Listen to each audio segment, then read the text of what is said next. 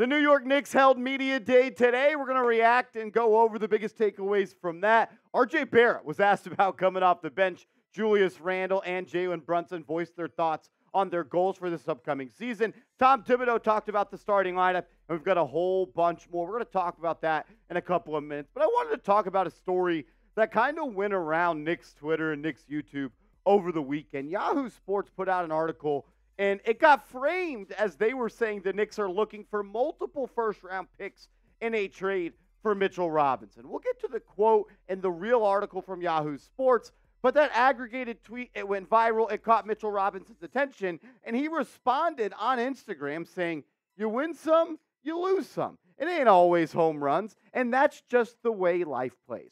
Look at it like I do. At the end of the day, it's a business. I don't look at this as a punishment or what shit changed in this league. Maybe it was something I did, or they just want to change gameplay. Oh, well, it's life. God has blessed me with the biggest opportunity I will ever have in my life. I will always be thankful no matter what happens for the ones that know me. I'm not tripping at all. I just go with the flow." So Mitchell Robinson clearly thinks after that report came out that the New York Knicks are looking to shop him.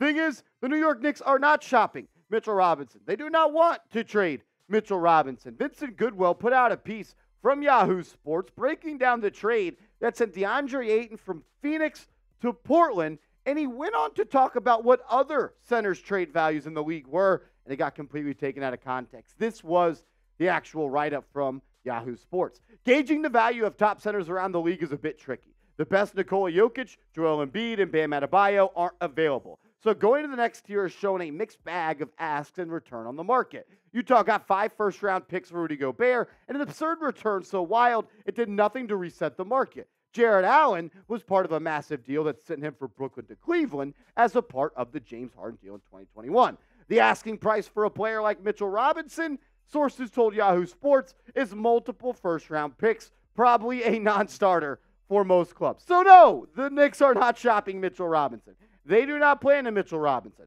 From what I understand, the Knicks are only going to trade the big fella if they are trying to include him on a trade for a bigger player. A bigger player, better player is the words that I'm trying to say right there. If there's a consolidation trade at some point, Mitchell Robinson could be, in fact, a part of that deal. But he's not going to be traded anytime soon, and at this point, he is extremely underrated because when that tweet went around that the Knicks were looking for 2 first-round picks, you saw all these casual NBA fans saying, nobody is trading 2 first-round picks for Mitchell Robinson. Then you had Hoops Hype come out with an article that said Mitchell Robinson is not a top 24 center in the NBA. There's only 30 teams. You're telling me he's a bottom 6 starting center in the NBA? That's blasphemous. And on top of that, he's on one of the best value deals in the NBA. The most money he's going to make in this deal was last year. It's down to $15.8 million this year, $14.3 million next year, and in 2025, he's going to be making just $12.9 million.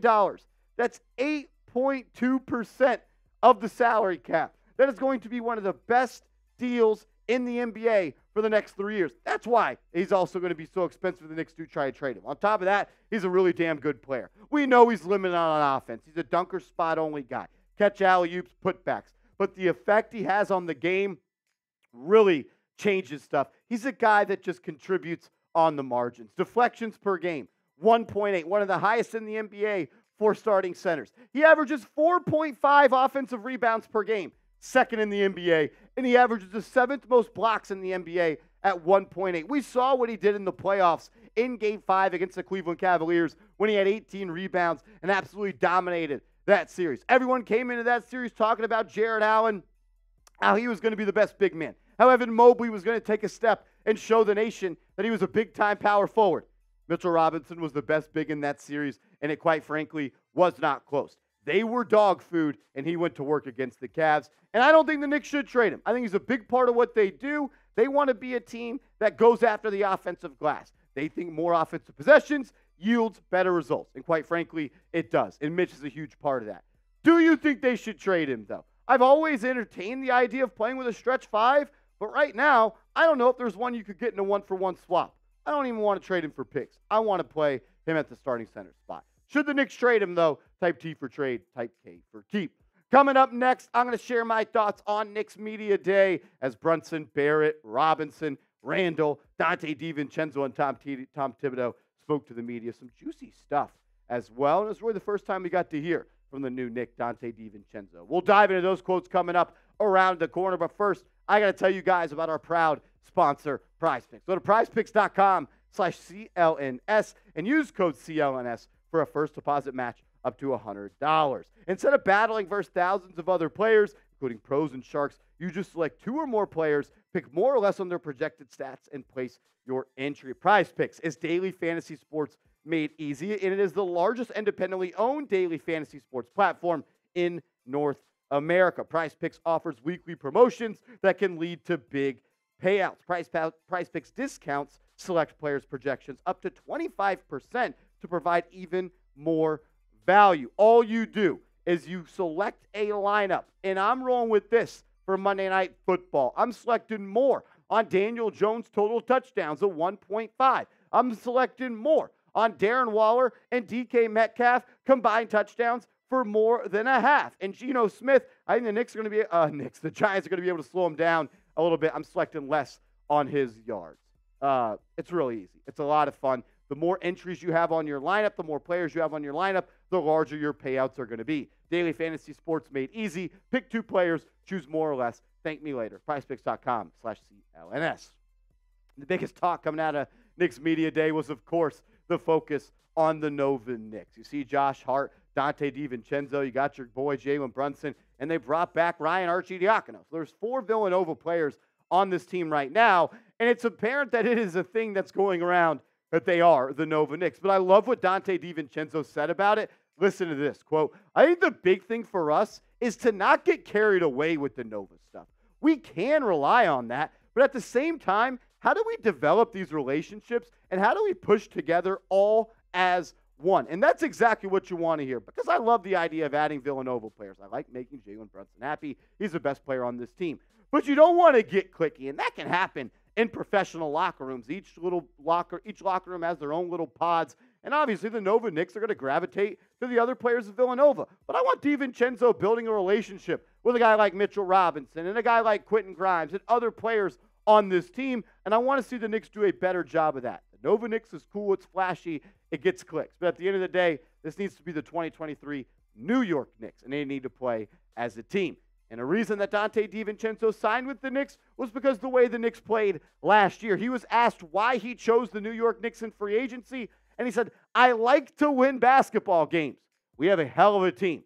We have a hell of a coach." I am extremely excited for what DiVincenzo is going to do for this team. We've talked about the multitude of ways he can affect the game, but we haven't spent too much time talking about could he play a little point guard with the second unit. Tom Thibodeau was asked about that today and said, "I do think he could do that. I love the versatility of those guys, Quickley and Donte DiVincenzo. Donte is a great rebounding guard. We'll mix and match. RJ will be with the second unit some, and Donte will play with the starters some." So I think an interviewer heard that Tom Thibodeau said RJ will play with the second unit some, and then they asked him, "What would you think about coming off the bench?" This is a ludicrous question to ask RJ Barrett, the highest paid player on this team. What does he think about coming off the bench? RJ is going to be your starting small forward for every game he is healthy this year. He ain't coming off the bench, but I love the way RJ handled the question, talking about, "I'll do whatever it takes for this team to win. All I want to do is win." So proud of the way RJ answered it, but for the reporter that asked this question, do better. Thibodeau also talked about how Josh Hart is going to play backup power forward, like we've told you on this channel for months. He said the value of Josh Hart is he can guard 2s, 3s, and 4s, and you're not losing rebounding, and you're gaining playmaking. The Knicks are going to play a little bit smaller this year, and a guy like Tom Thibodeau is going to find a way to make Josh Hart on the court at all times, and that's going to be partially some at backup power forward. I liked what Jalen Brunson said as well. Quote, "We have a bunch of guys that love to work on their game and have a great work ethic. We have guys that we have to kick out of the gym. It's not a problem for guys to work on their game." And that's what you want. You want a whole bunch of people that just want to grind, that love the game, and want to get better. And that's one thing that I will commend this Knicks organization on. They've brought the right guys in, the guys that want to get better. And I think when you have a nucleus of guys that want to do that together, it's only best for the team's success. Also, this coming out that Tom Thibodeau is going to roll with the same starting five. He was asked if he's going to change it up, and he said, no, I'm going to roll with this team. Since December 4th, the Knicks were one of the best teams in the NBA. He had the stats of the record and all that. But that led into the next question of, what's the deal with Evan Fournier? And this is what Tibbs said. I have great respect for him.